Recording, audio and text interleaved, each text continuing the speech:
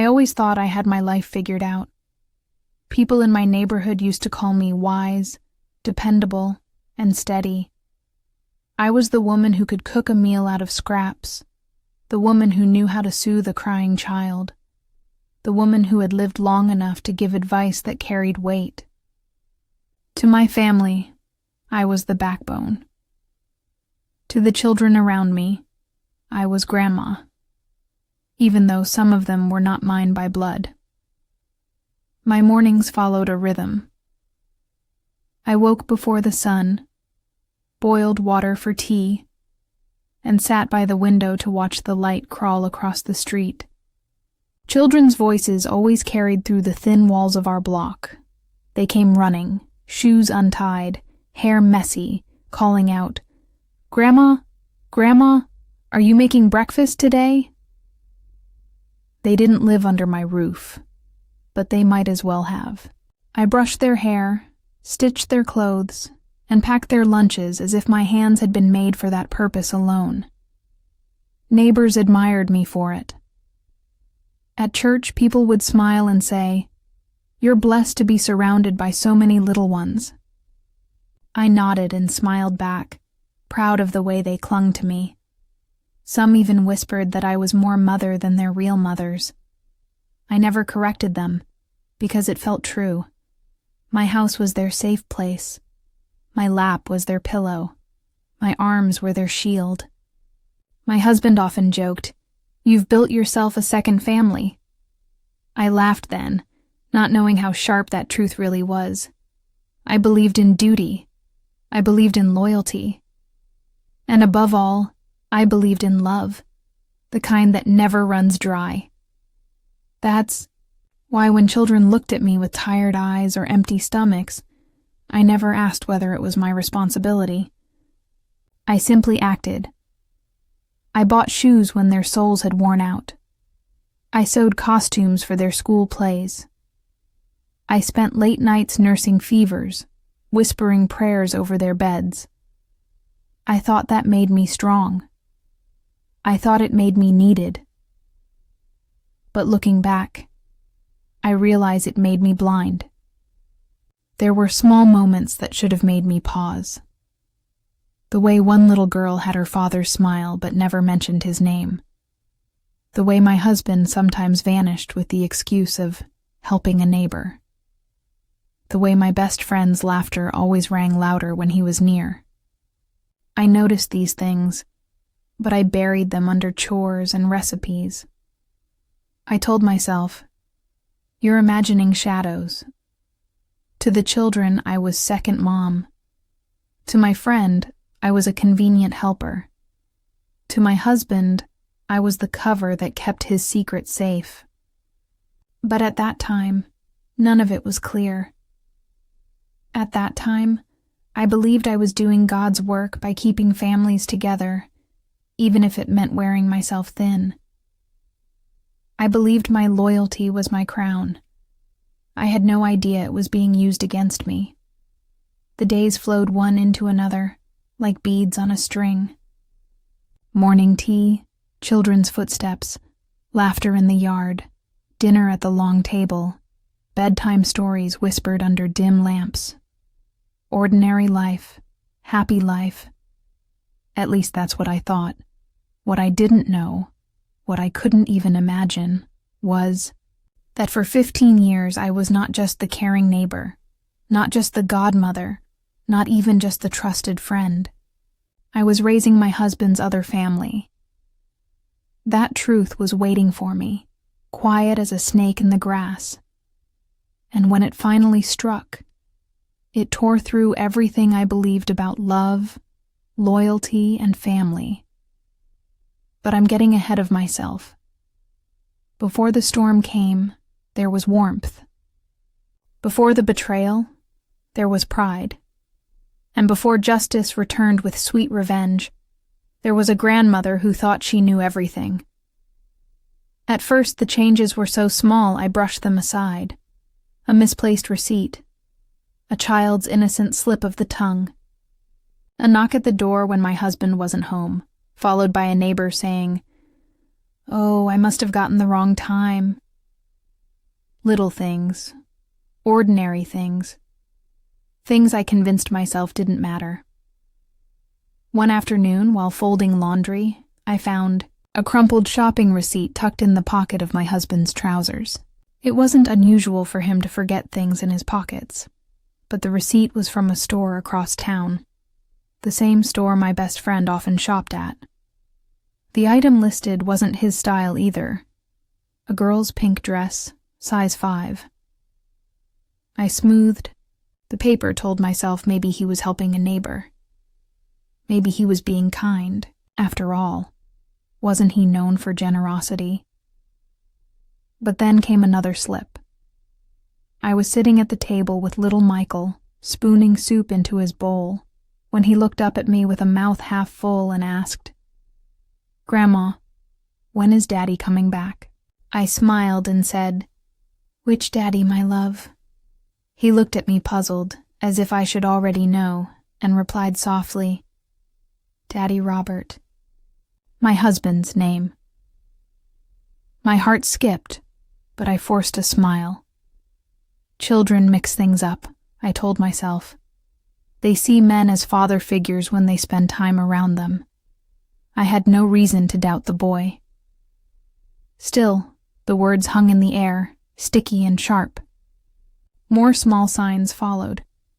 My husband's work hours became bendable. He left early, returned late. Sometimes he came home smelling faintly of baby powder or carrying a story that didn't match the day of the week. I noticed, but I swallowed the doubts. I told myself, he's tired. Don't be suspicious. Don't be foolish. Yet the coincidences began to pile up. There was the time we were invited to a neighborhood gathering. My best friend Jennifer stood close by, her children tugging at her skirt. When my husband walked in, her youngest squealed and ran forward, arms wide. I thought he was coming to me, but no. The boy wrapped himself around my husband's leg, calling out, "Daddy!" The room froze for a moment, laughter covering the awkwardness. My husband chuckled nervously and patted the child's head. "Oh, kids say the funniest things," he muttered. People nodded politely, but my ears rang with the word. Then came the letters. A little note, folded in half, that fell out of my husband's wallet when he tossed it onto the dresser. I bent to pick it up. It wasn't a bill, not a list, not anything practical. Just a single line, written in a hand I knew too well. "I love you. Thank you for yesterday." Jennifer's handwriting. I stood there staring at it, my heart pounding in my chest. My first thought was to crumple it, throw it away, pretend I'd never seen it. My second thought was to storm into the living room and demand answers. Instead, I folded it neatly and slid it back where it came from. Fear, pride, and love knotted together in my throat. I told myself maybe it was innocent. Maybe it meant something else. Maybe. But deep down I knew the truth was crawling closer, scratching at the walls of my denial. Nights grew restless. I lay beside him, listening to his steady breathing, wondering whose face he pictured when he closed his eyes. I replayed Michael's slip, the receipt, the boy's hug, the note. Piece by piece the puzzle was forming, but I kept pushing it away. Because what happens when you put the pieces together? What happens when the picture is too ugly to bear? I clung to the hope that I was wrong. That all these fragments were meaningless. That my loyalty, my years of devotion, couldn't possibly have been repaid with betrayal. But as the days went on, the coincidences became too sharp to ignore. And so the question whispered at me in every quiet moment. Could I prove it without tearing everything apart? I used to think receipts were nothing more than scraps of paper, meant to be stuffed in drawers or tossed into the trash. But soon, they became my clues, my quiet witnesses, One evening, while emptying my husband's jacket, another slip of paper fluttered to the floor. It wasn't just for groceries this time. It showed a purchase for school supplies, colored pencils, notebooks, and a child's backpack. We didn't have children in school anymore. The receipt was dated on a day he claimed he had been working late. I folded it carefully, placed it in a small box I kept tucked under the bed, and told myself I was just being cautious. Still, I couldn't deny the sting. Then came a handwritten shopping list, left behind on the kitchen counter. At first glance, it seemed harmless: bread, milk, baby wipes. But in the corner, in neat letters, was a note. "Robert, don't forget Michael's shoes." My hand shook as I recognized the handwriting. Jennifer's. The whispers in the neighborhood added to the unease. Mrs. Davis, who never missed a chance to gossip, leaned toward me one morning and said, "I see Robert around Jennifer's place quite often. You two must be close." I forced a laugh, waved it off. Inside, I was crumbling. I began to notice more. A wallet photo tucked behind his driver's license. Not of me, not of our family, but of Jennifer's children. He explained it away as, "They're like nieces and nephews to me." But why carry it hidden, like a secret pressed flat behind the plastic? Piece by piece, my quiet box under the bed grew heavier. Receipts, notes, scraps of paper with her handwriting. I started writing dates in a small notebook, recording where he said he was, and where I knew he had been. At first I felt guilty, like I was betraying him by doubting. But each entry made the guilt fade and the dread sharpen. The worst part wasn't even the betrayal itself, it was the children. Little Sophia would curl up in my lap and whisper secrets only a child could imagine. "Grandma, you're the best. I wish you were my mommy." Her words filled me with pride, but also confusion. Why wish for me when she already had a mother? Unless deep down, she felt the tug of divided loyalty she couldn't explain.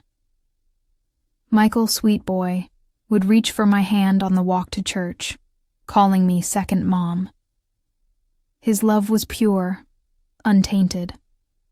And Daniel, still toddling, stretched his arms toward me before anyone else. Their trust was a balm to my heart. And yet, the more I loved them, the deeper the knife twisted, because each scrap of evidence whispered that these weren't just children I cared for. They were my husband's children. I found myself staring at them, memorizing their faces, searching for his features in their smiles. The curve of a cheekbone, the shape of an eye, the familiar arch of a brow. Was I imagining it, or had the truth been written on their faces all along? The betrayal didn't just sit between me and him, it seeped into my bond with them. Loving them made me ache. Every hug, every kiss goodnight, carried the weight of a secret I wasn't supposed to know. Still, I stayed silent. I played the role of the doting godmother, the loyal friend, the steady wife. But behind closed doors, I stacked the proof higher, building a private dossier no one else could see. Every receipt I tucked away.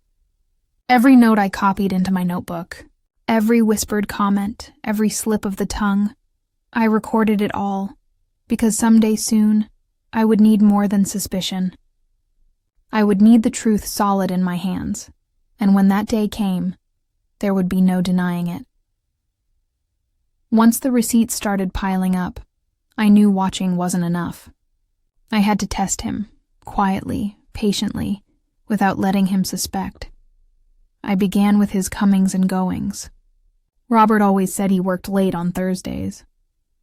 So I marked the clock. I noted when he left, when he returned, and how long it should have taken him to cross town. The numbers never matched. An hour here, 40 minutes there, sometimes more. When I asked, he said traffic was bad or a meeting ran over. But I knew better. Traffic didn't smell like baby powder. Meetings didn't leave lipstick faint on a shirt collar. I started checking the details. His clothes became my evidence. A shirt folded inside out had the faintest trace of perfume. Not mine. A pocket carried a crayon, blue wax pressed against the fabric, the kind a child might use in school. And once, in the lining of his jacket, I found a strand of hair. Not mine, not the right color. My stomach dropped as I held it in the light. I grew bolder. When he said he was heading to the hardware store, I waited 10 minutes and followed in my old car. I kept my distance, hands slick with sweat on the steering wheel. But he didn't turn toward the store. He turned toward Jennifer Street. I parked far enough away not to be seen, but close enough to watch him walk up her steps like a man coming home. That night, when he came through our door, I asked him how busy the hardware store had been. He smiled, said, "Empty. Everyone's waiting for payday." I nodded, biting my tongue. The lie slid so easily from his lips that it frightened me. How many times had he done this before? The children, without knowing, confirmed my fears. One evening, little Sophia asked me, "Grandma, will Daddy be back tomorrow?" She meant Robert. Her eyes sparkled with certainty, the kind children carry when they believe in something. My heart twisted. The truth had escaped through their innocent mouths, yet I smiled, kissed her cheek, and tucked her in. I kept recording everything in my notebook. Dates, times, smells, words. I was no longer a wife ignoring shadows. I was an investigator building a case. Each entry made the betrayal more undeniable. And yet, the cruelest part was that my love for the children deepened with every passing day. The more I uncovered, the clearer it became that the very children I was raising as my own blood were his flesh and bone. They belonged to him, and he had stolen my love to cover his double life. At night, I lay awake, the ceiling pressing down on me. My mind circled the same tormenting questions. Should I confront him outright and risk a storm that could hurt the children, or should I confront Jennifer, the woman I had trusted with every secret, every laugh, every tear? Both paths would lead to pain. Both would tear apart the world I had built with my own hands. But I couldn't stay silent forever. Silence had already robbed me of too much, so I sharpened my resolve. I had the receipts. I had the proof. What I needed now was courage. And the question that echoed louder than all the rest was this: would I confront him, or the one I called my best friend? I chose the morning carefully. The children would still be asleep, and Robert would be at work. If there was ever a time for truth, it was then. When Jennifer opened the door, her face paled. She must have seen something different in my eyes, something colder than the smile I used to wear. Still, she stepped aside, letting me in without a word. The kitchen smelled of coffee and cinnamon toast. We had shared hundreds of mornings in that same room, planning birthday parties, trading recipes, laughing until our stomachs hurt. But that day the air was heavy. The chairs looked harder, the table colder. It wasn't a friend's kitchen anymore. It was enemy ground. I sat down and folded my hands. My voice didn't shake. "I know everything," I said. Jennifer's eyes filled with tears instantly, not of shock, but of recognition. She knew the performance was over. "I know Robert is the father of your children," I continued, my tone steady as steel. "I know you've been with him since before he married me. For 15 years I've loved and raised the children you two created while you smiled in my face." Her shoulders slumped. "Patricia," she whispered, her voice breaking. "You don't know how many times I wanted to tell you. How many times I almost doesn't count," I cut in, my calmness sharper than any scream. "For 15 years you lied to me. For 15 years you let me spend my money, my time, my love, as if I were the fool who didn't deserve the truth. You didn't just betray me. You stole my life." She wept openly then, hands trembling against her coffee cup. "Robert told me he loved you. He told me he loved both of us. I didn't know how to stop it once it started, and when Sophia was born it was too late. I wanted to hate her. I wanted to scream, but all I felt was a hollow calm. Too late for you, maybe, but never too late to tell me. And yet you chose silence, every single day. For a moment, the only sound was the ticking of the kitchen clock. My heart beat in time with it, slow and heavy, like a drum inside my chest. And then, little footsteps. Michael, still in his pajamas, wandered in with sleepy eyes. He looked at me and smiled. "Good morning, godmother. Are you making me breakfast?" I swallowed hard, fighting back tears. "Of course, sweetheart," I said softly, rising to ruffle his hair.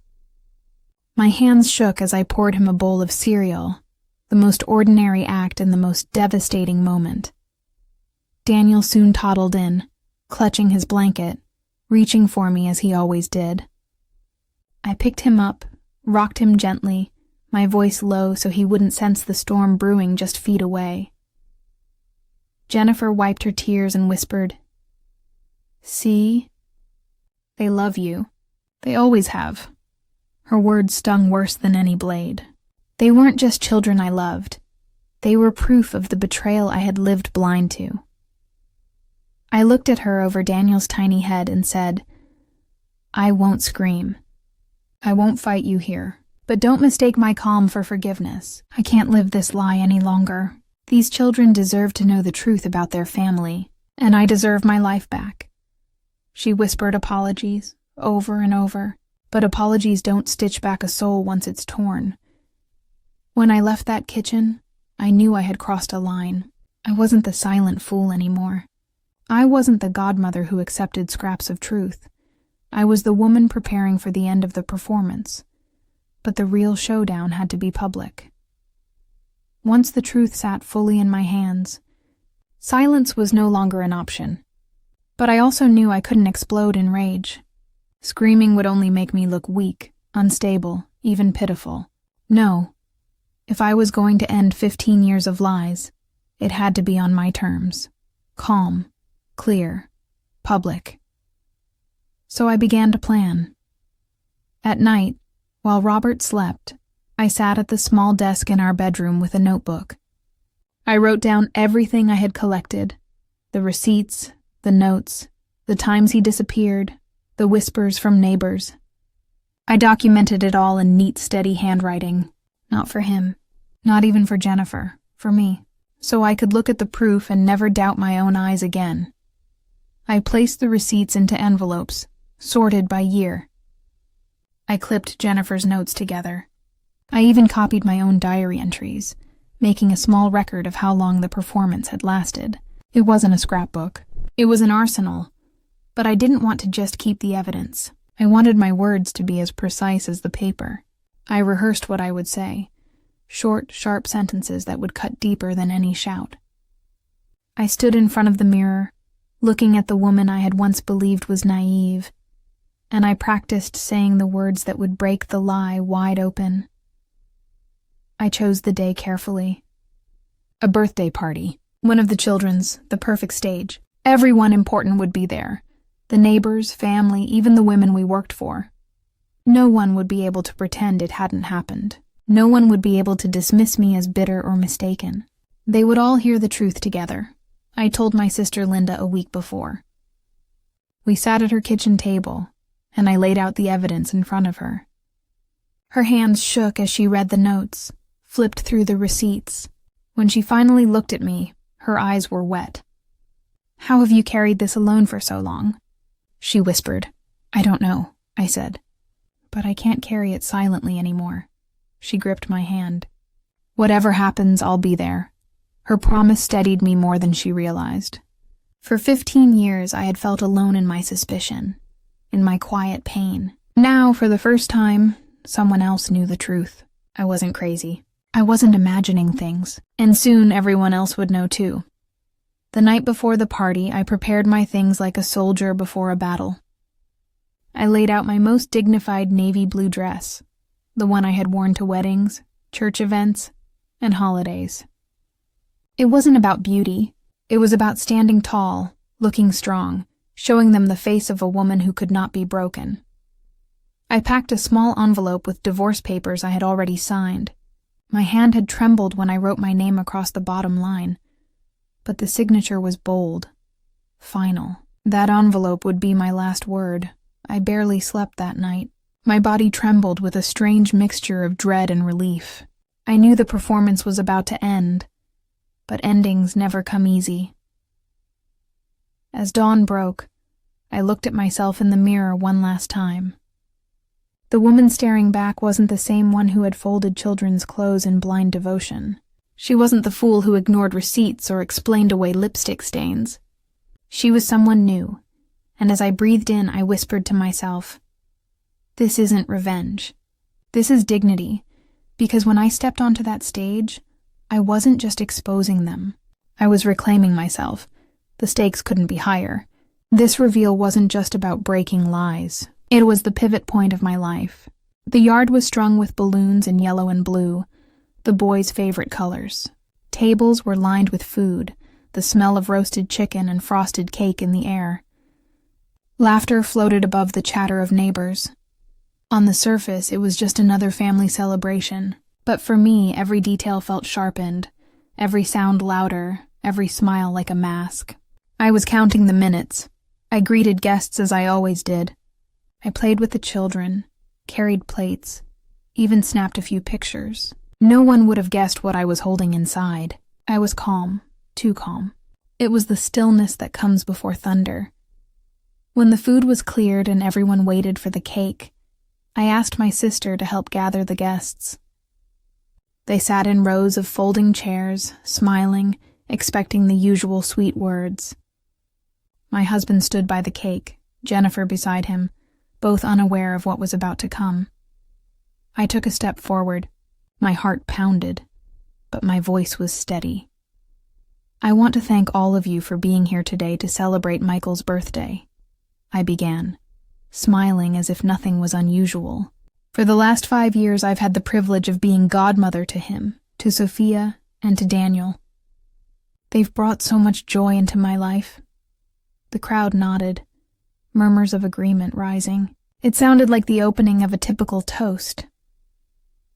"But today," I continued, my voice cutting through the air like glass, "I want to make a different kind of announcement." The smiles faded, heads tilted, curious.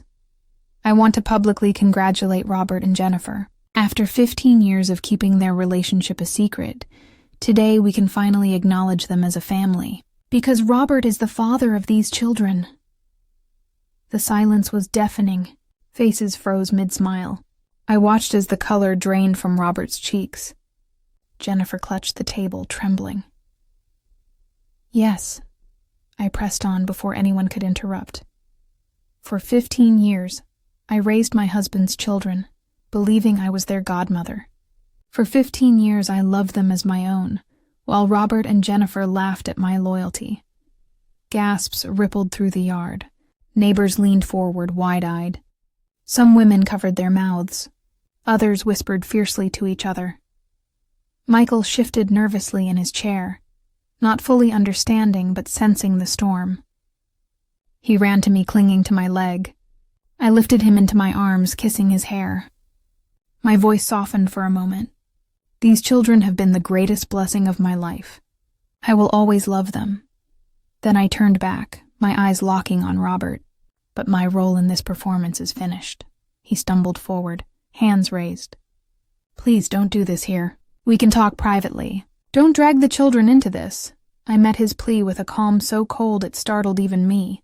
"You worried about hurting the children now? That concern is 15 years too late. You weren't worried when you built your home on my broken heart."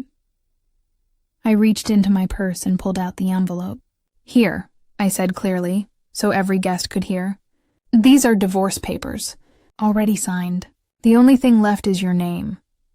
Robert's hands shook as he took the envelope. He didn't open it. He only stared at me, stunned by the woman who no longer bowed to him. Turning to the crowd, I lifted my chin. "I deserve a life without lies. And I will have it." The party unraveled in stunned silence. Some guests slipped away, others whispered. My sister stood firm at my side, steady as an anchor. I walked out of that yard knowing the lie had shattered for good. But as the cool air hit my face, one thought cut through the relief. Walking away didn't mean walking free. That night, I didn't return to my house. I carried only a small bag and followed my sister Linda home.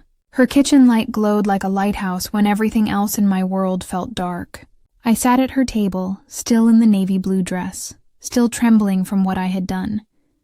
Linda poured tea, slid it across to me, and simply said, "It's over." But endings are never that clean. The days that followed were filled with silence heavy enough to crush me. The phone rang, but I let it ring. The curtain stayed closed, though the sun streamed outside. At Linda's, I listened to the ticking clock and wondered who I was now that the lie had been torn away. The community reacted in its own divided ways. Some neighbors knocked on Linda's door with casseroles and gentle words. Mrs. Herrera whispered, "We wondered for years, but we didn't want to interfere." Others avoided me altogether, slipping down side streets when they saw me coming. Pity hung in their eyes. Some gave me sympathetic smiles, as if I were a widow instead of a wife who had chosen to walk away. One woman at church pressed my hand and said, "You're brave." Another shook her head and muttered, "I would have kept the peace for the children." Their judgment slid off me like rain, but each left a trace of chill. Robert came by 3 times in the first week. The first time he knocked until Linda opened the door and told him to leave. The second time, he waited outside for hours, hoping to catch me on my way out. I didn't give him the chance. The third time, I decided to face him. He stood on Linda's porch, suit rumpled, face drawn. "Patricia," he said, his voice thick, "we don't have to end this way. I can leave Jennifer. We can start fresh somewhere else. Please."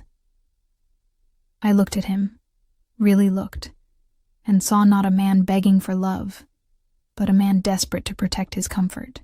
"You had 15 years to make a choice," I told him, "and you made it every single day. I've made mine now. It's too late." His shoulders slumped, his hands falling helplessly to his sides. For a moment he looked small, almost childlike. But my heart no longer bent toward pity. I closed the door. Jennifer came too.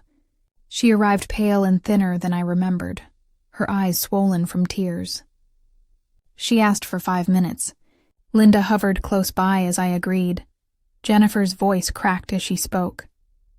"I never wanted to hurt you. I thought I could manage it. Thought you were happy with the children. I depended on you. You were my friend, Patricia." I listened quietly, my arms crossed against my chest. "Friendship doesn't mean turning someone into a fool," I said. "Friendship doesn't mean stealing 15 years. Tears streamed down her face. "I'm sorry," she whispered. "I'll regret it for the rest of my life." I believed her regret was real. But regret doesn't erase a lie. Regret doesn't give back lost years. When she left, I didn't feel anger. I didn't even feel relief, just distance, an invisible wall that would never fall again. That night, lying on the spare bed in Linda's house, I breathed easier than I had in years. Not because the pain had passed. It hadn't, but because I had chosen myself. I had chosen to step out of the performance, to stop carrying the weight of someone else's sin. And as I drifted to sleep, I realized something important. The silence wasn't punishment.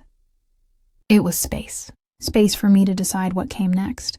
I packed my life into 2 suitcases and boarded a bus headed north.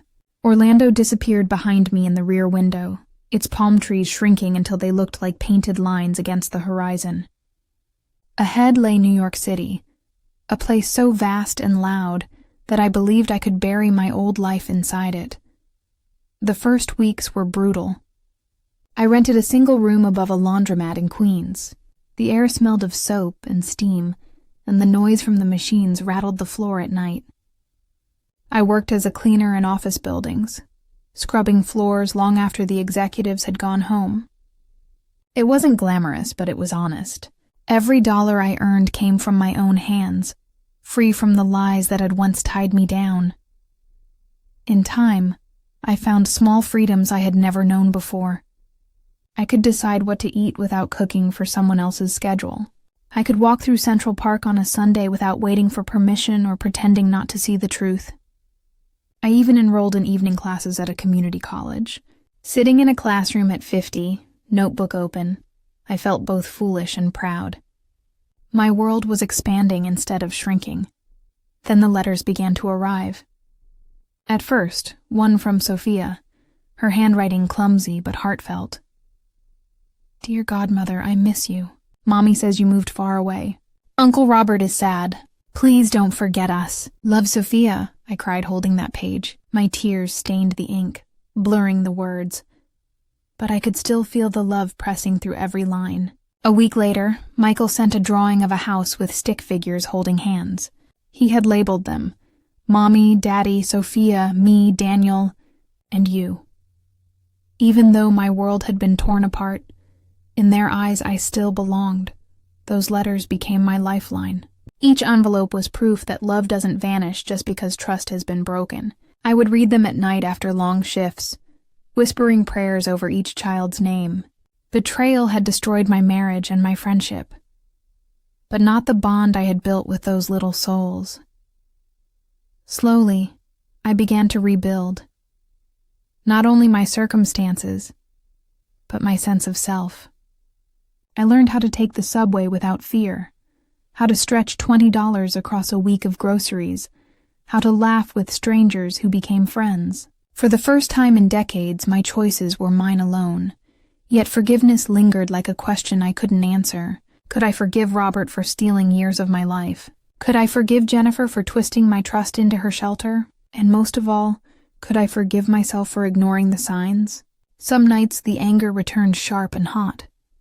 Other nights the loneliness whispered louder than the city sirens. But when I unfolded the children's letters, when I saw their love untouched by the sins of the adults around them, a softer voice rose inside me. Maybe forgiveness was less about them, and more about me. I didn't have an answer yet. But I knew this much. I had survived the fire. I was standing in the ashes, yes, but I was also learning to plant seeds there. And in time, perhaps, something new would grow. Loop. Could I forgive, even from afar?